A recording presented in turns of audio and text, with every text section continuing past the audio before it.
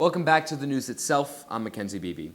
This past Friday the 13th was covered with a blanket of evil with an ISIS logo sewed right into it. It was a day we saw the worst of mankind. In a span of 33 minutes, bombs and bullets lit up restaurants, a concert, and a stadium in Paris. At this time, 132 innocent people lost their lives, and over 350 people are badly wounded. ISIS claims that this is the first of the storm. There's a lot we still don't know, but there are still some things worth noting. Even though this attack was an ocean away, it still struck home for many American citizens. And it brought everyone here on heightened alert for more on our soil. And what people don't realize is that this might actually become more of a reality. New this morning, a brand new threat posted online from ISIS, promising new attacks inside the United States within the next 6 months. And this time, they're even naming specific states. This was back in May. ISIS is proving to everyone that it's time to take them seriously, but there's a difference between taking them seriously and fearing them. I think President Obama sums things up in a nice, simple sentence. Again, we've seen an outrageous attempt to terrorize innocent civilians.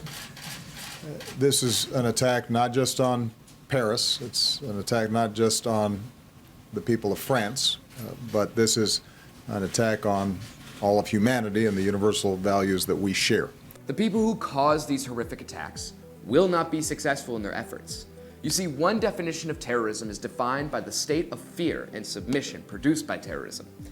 That is something ISIS will never see.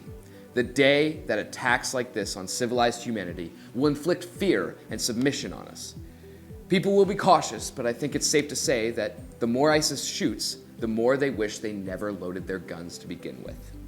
Now, news coverage of this whole event has been pretty good until we saw this.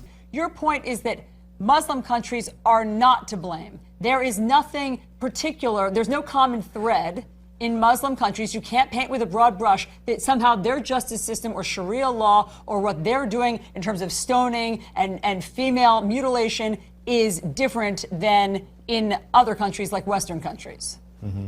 Stoning and mutilation and those barbaric practices should be condemned and criticized by everyone. The actions of individuals and societies and countries like Iran, like Pakistan, like Saudi Arabia must be condemned because they don't belong in the 21st century.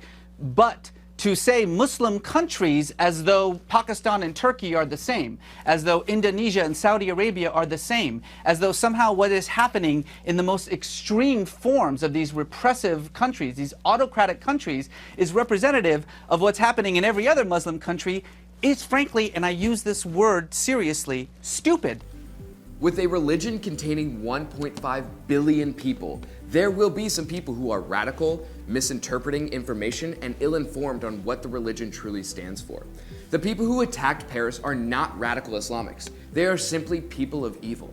These events can also cause the best of mankind, people lending hand to other random people, cities and countries uniting to solve a single issue, real and logical discussions at a democratic debate regarding national security, people demonstrating support to foreign countries, and a country's hand reaching out to another's to get things done with little politics.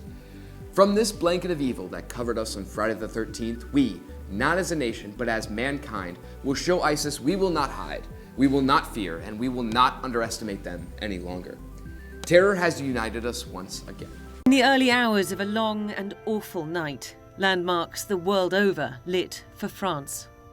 Social media filled with symbols of solidarity under the hashtags Peace for Paris, Pray for Paris. Tears shed for a nation in shock. Together we stand not only with Paris, but to everyone who is affected by ISIS in the recent history. Anonymous, that huge hacking group, are even saying that they are at war with ISIS. Ces attentats ne peuvent pas rester impunis. C'est pourquoi les Anonymous du monde entier vont vous traquer. Oui, vous les vermines qui tuent les pauvres innocents. Oui, nous allons vous traquer. Comme nous avons pu le faire depuis les attentats de Charlie Hebdo. This truly feels like for the first time in a long time, everyone across the world agrees on one thing. ISIS has to be stopped. Post in the comments down below of what you think about these attacks. I'm McKenzie Beeby. We will see you Monday for hopefully a positive show on the news itself.